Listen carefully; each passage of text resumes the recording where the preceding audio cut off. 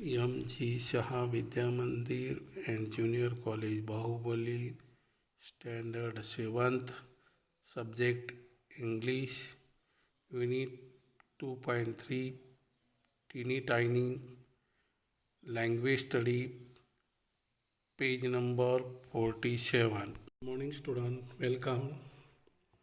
In previous video, we had seen and discussed about 2.3 Teeny Tiny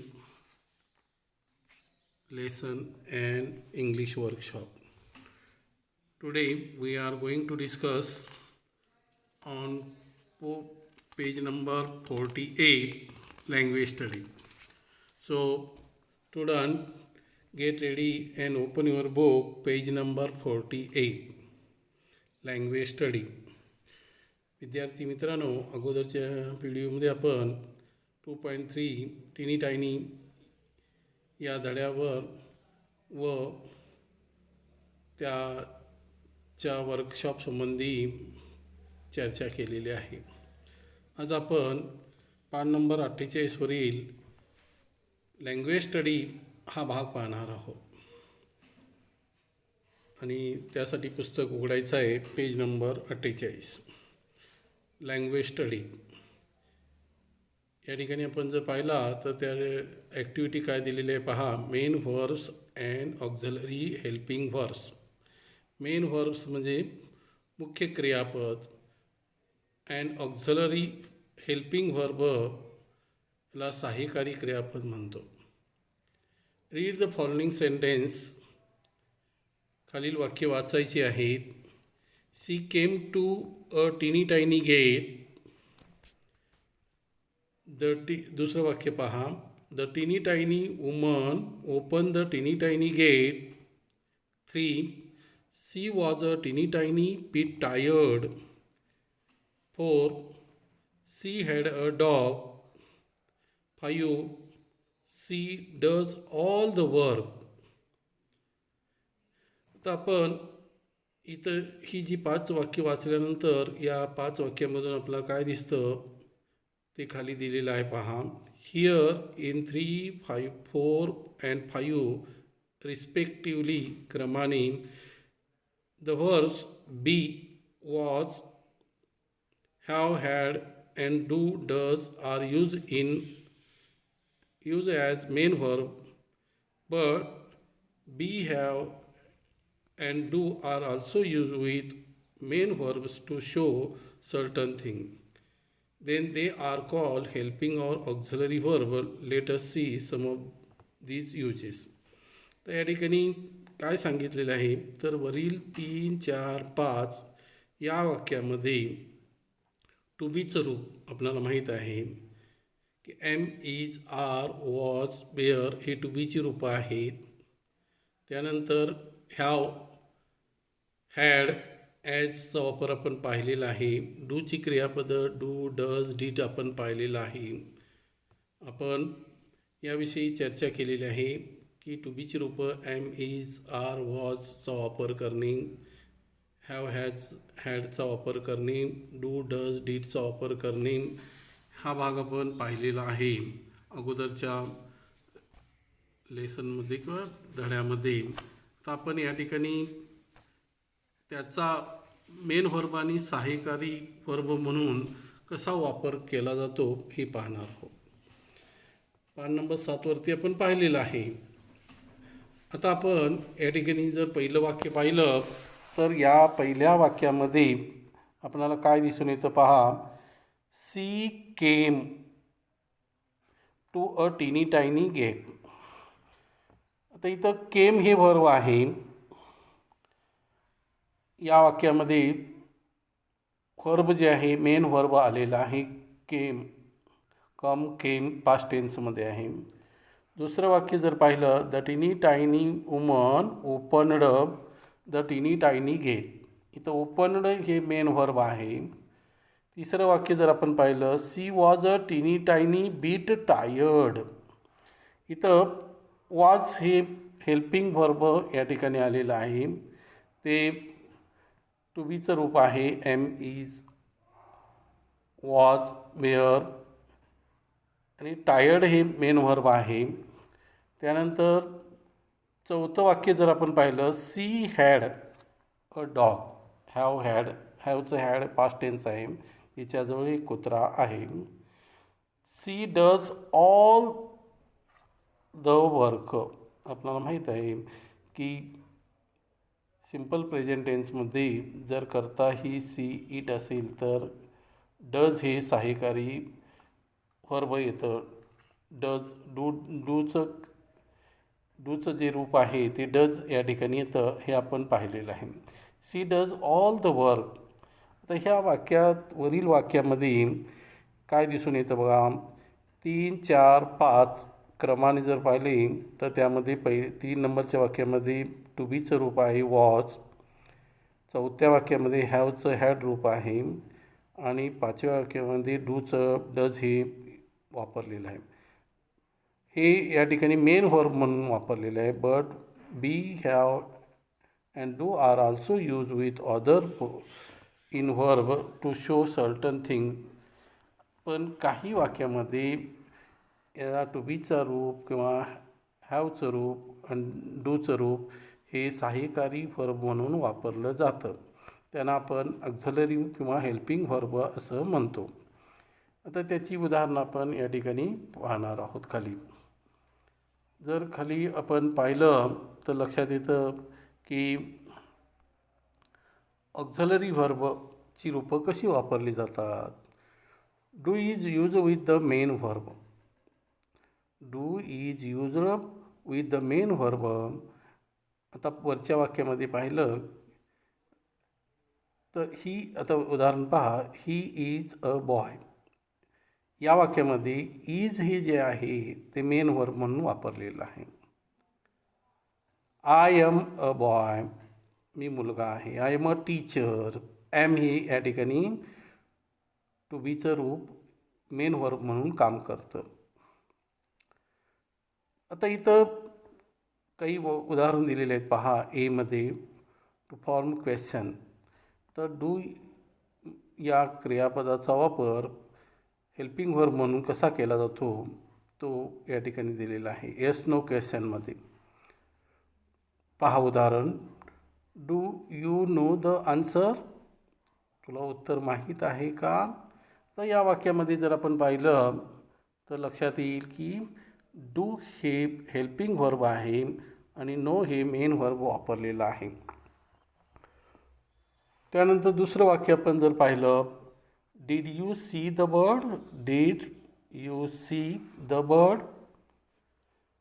त्यानंतर इथं WH क्वेश्चनमध्ये सुद्धा what did she say. What did she say. What does he want.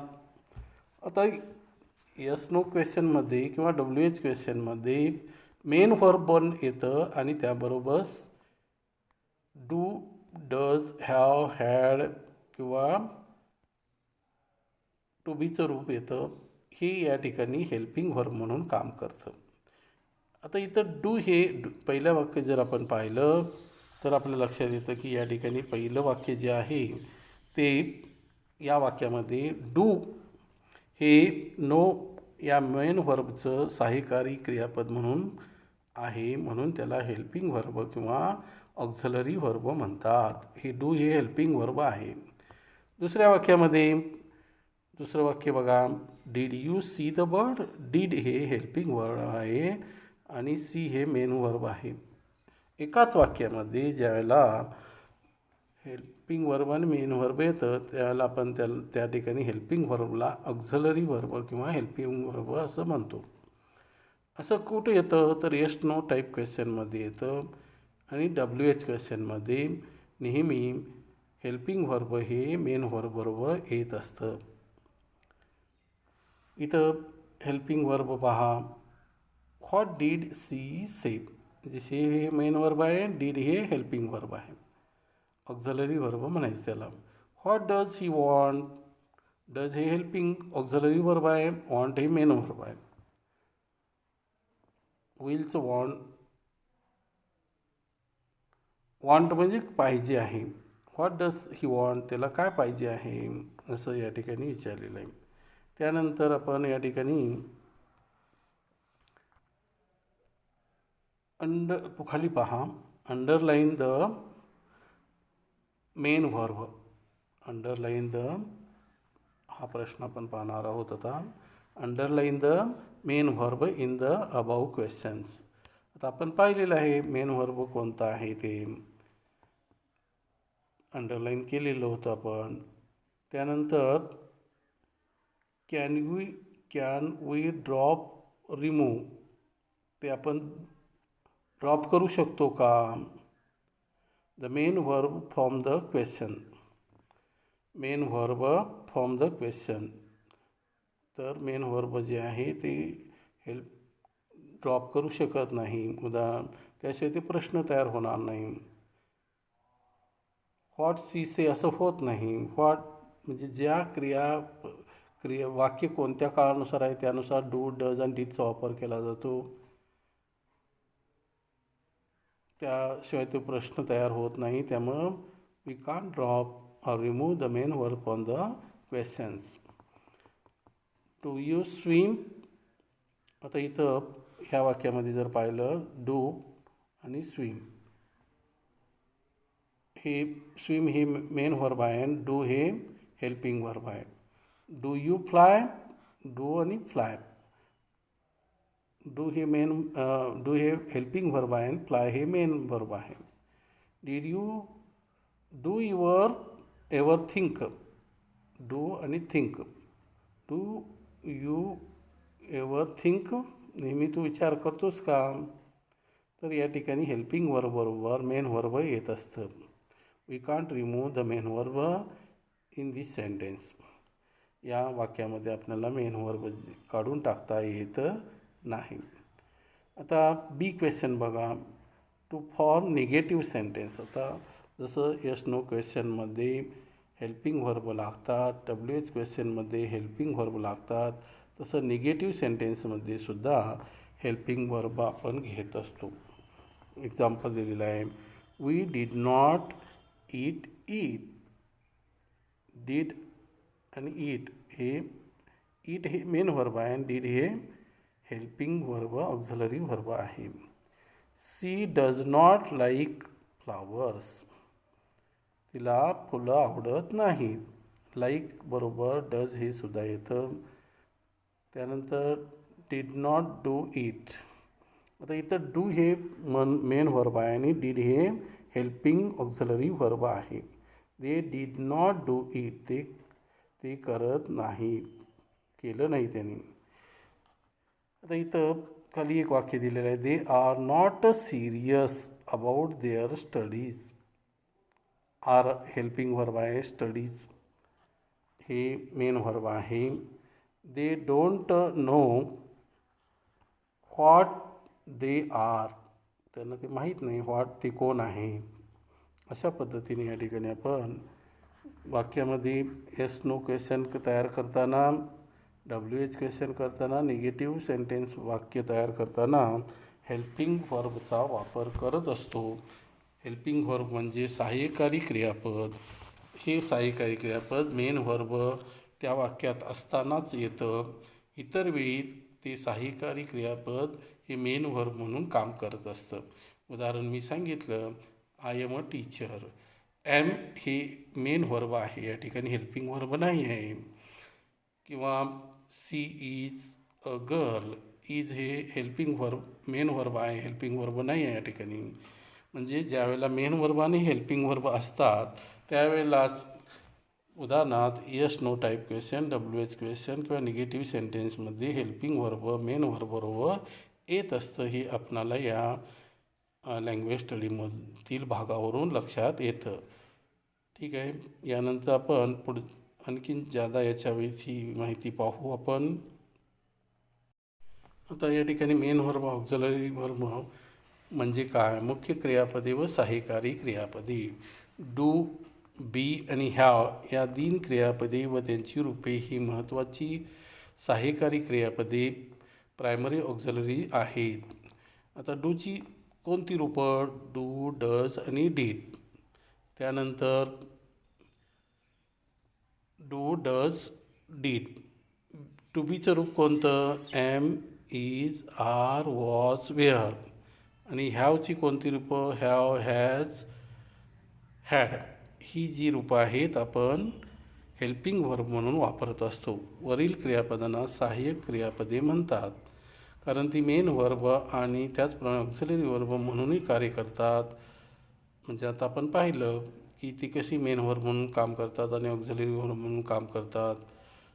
आता आपण या ठिकाणी जी उदाहरणं पाहणार आहोत. I do my homework in time. आता इथं पुढील डू करणे हे मेन वर्ब आलेलं आहे. He does his work at home. तो आपले काम घरी करतो. दे डीड इट वेल. ही सगळं मेन वर्ब म्हणून आलेले आहेत. आता ऑक्झिलरी वर्ब आपल्याला पाहिलं की येस नो टाईप क्वेश्चनमध्ये ही डूची रूपं जी आहेत ती हेल्पिंग वर्ब म्हणून काम करतात. Do you know the answer. या ठिकाणी डू हे हेल्पिंग वर्ब आहे, नो हे मेन वर्ब आहे. दुसरं वाक्य did you see the bird. या ठिकाणी डीड हे हेल्पिंग वर्ब आहे, सी हे मेन वर्ब आहे. WH क्वेश्चन पहा. What did she say. इथं डीड हे हेल्पिंग वर्ब आहे आणि से हे मेन वर्ब आहे. What does he want. Did हे हेल्पिंग वर्ब आहे आणि वॉन्ट हे मेन वर्ब आहे. त्यानंतर नकारार्थी वाक्य बघा. What did we did not eat it. She does not like flower. They did not do it. हे आपण पाहिलेलं आहे. आणि यानंतर 2 मिनिट ॲक्टिव्हिटीमध्ये tell us many negative sentence as possible within 2 minutes. नकारार्थी वाक्य सांगायला सांगितलेले आहे.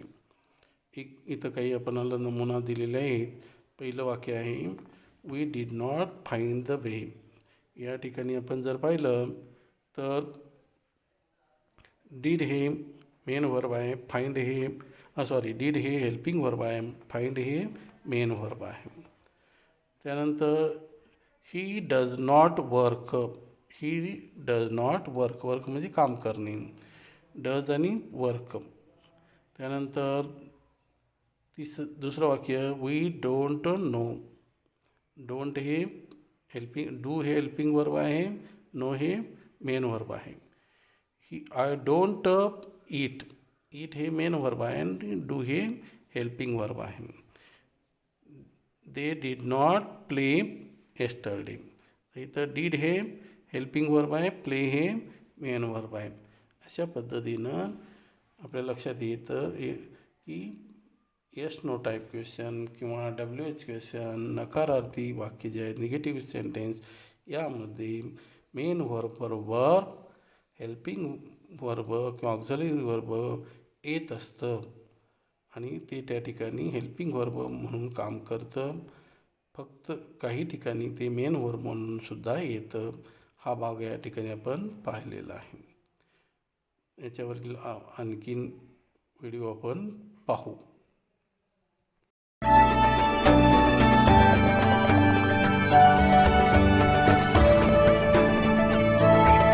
Students, we have seen how the adjectives can be used.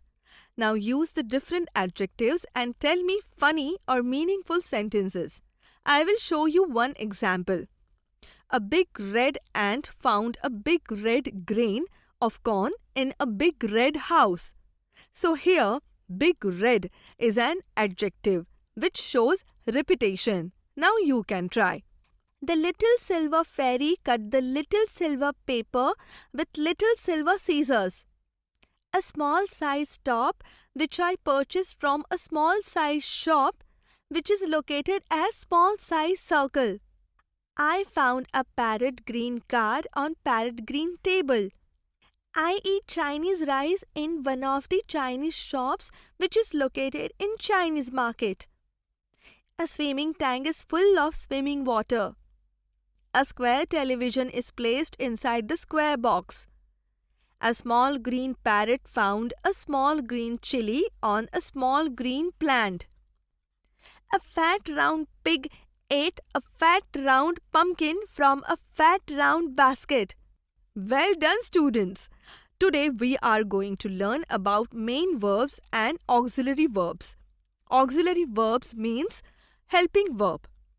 Now see some examples. She came to a teeny tiny gate. The teeny tiny woman opened the teeny tiny gate. In both these examples, came and opened are used as verbs. They are main verbs. Let's see some more examples. She had a dog. Here, had is the past tense of have. It is the main and only verb in the sentence. It means she possessed a dog. Same way, she does all the work. Here, does is the main verb. She was a teeny tiny bit tired. Here, was is used as a main verb. Hence, have, do, be are the main verbs in the above sentences. But do you know these verbs are also used with other main verbs to show certain things? For example, do you know the answer? Here, do is used with the main verb, that is, know. Such kinds of verbs are called helping or auxiliary verbs. Today we are going to see some examples of auxiliary verbs. Do. We can make sentences in two ways using auxiliary verbs, that is, to form questions and to form negative. Let's start. To form questions. Example: do you know the answer? Did you see the bird? Do you play guitar? Did she come to you? Another example, WH type questions. What did she say? What does he want? Why you did this? Where does it go? Where do you live? Some more examples. Do you swim? Do you fly? Can we drop the main verb from the questions? Do you ever think? Do you cook? To form negatives. For example, we did not eat it. They did not do it. He does not play. She does not like flowers. Don't be so negative. She does not know about it. We don't like to study. He did not reach there. They don't know what they are missing. Maria does not like vegetables. They are not serious about their studies. Priya does not take care of her pets. Like this, you can make your own sentences. Hope you enjoyed this lesson. Goodbye.